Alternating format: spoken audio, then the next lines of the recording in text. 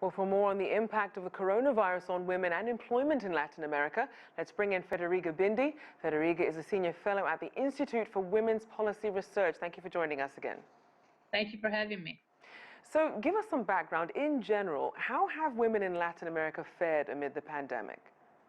So they fared extremely badly. I mean, it's a general phenomenon worldwide that women were the ones that were hardest hit, and that is for a number of different reasons.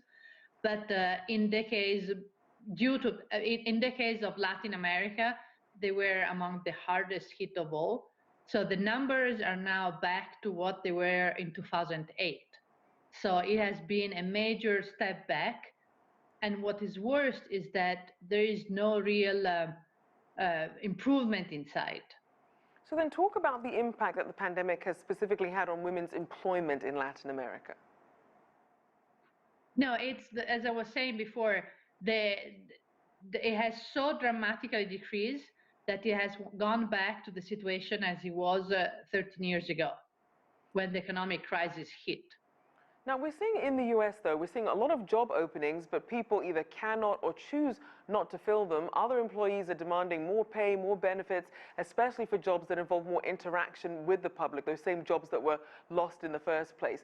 What are you seeing in Latin America in terms of those things? Well, first of all, the system is very different. The problem with Latin America is that women are primarily working in the sectors that were affected to the crisis, but also in the sector that are most exposed, right?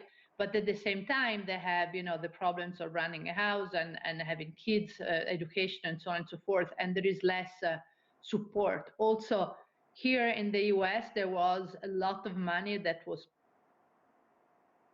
pumped into the system, and that really helped the economy start again. But this is a very US-based phenomenon. You don't really have that in the rest of the world, especially not in Latin America. So then as businesses are trying to reopen, you obviously have childcare, other family support lagging behind. What are governments doing to really try and get Latin American women back into the workforce? Well, little. To begin with, there are governments that denied that COVID was a problem at all. If you take Brazil, the president Bolsonaro has been at the front saying, no, this is not a problem. So, if you deny the problem, you don't fix it. And also, the number of vaccinated people is so much lower as compared to, for instance, Europe, the US, but also China, because most of these countries don't have access. They can't produce the immunization themselves. So they're really lagging behind.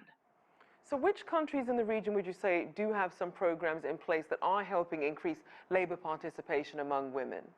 There is very little. I mean, as usual, Chile is at the forefront because it's the most industrialized country, but there is very, very little. And actually, there are countries in Central America, like Venezuela, which are really suffering the most. So then, in terms of advice then, what can the government and the private sector do to really level the playing field for women to come back to the workforce and earn enough to support themselves? Well, the first answer is vaccination. This is what we are seeing, for instance, in Europe, but also here in the US. The fact that vaccination is compulsory means that there are less cases, right? And which means that the economy slowly restart. If you look at businesses, travel and tourism, lots of women in Latin America are into tourism, right? But unless the level of vaccination are higher, there is not going to be any tourism. I mean, I know people who even have citizenship of one of the countries in Latin America that were not able to enter the country this summer, right? So vaccination is number one, really, in order to reopen the countries, reopen tourism, and that will help women find their jobs back. So for people who aren't understanding the impetus of really getting more women back into the workforce and supporting them, what sort of economic consequences will these countries who aren't doing enough really face in the years to come?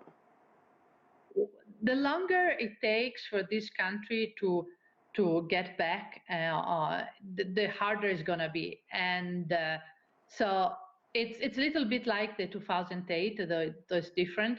Those countries that they were able to address it immediately are the countries that got out the strongest out of it. But if you leave the crisis lag and you don't address it, then it's going to be very hard to overcome it.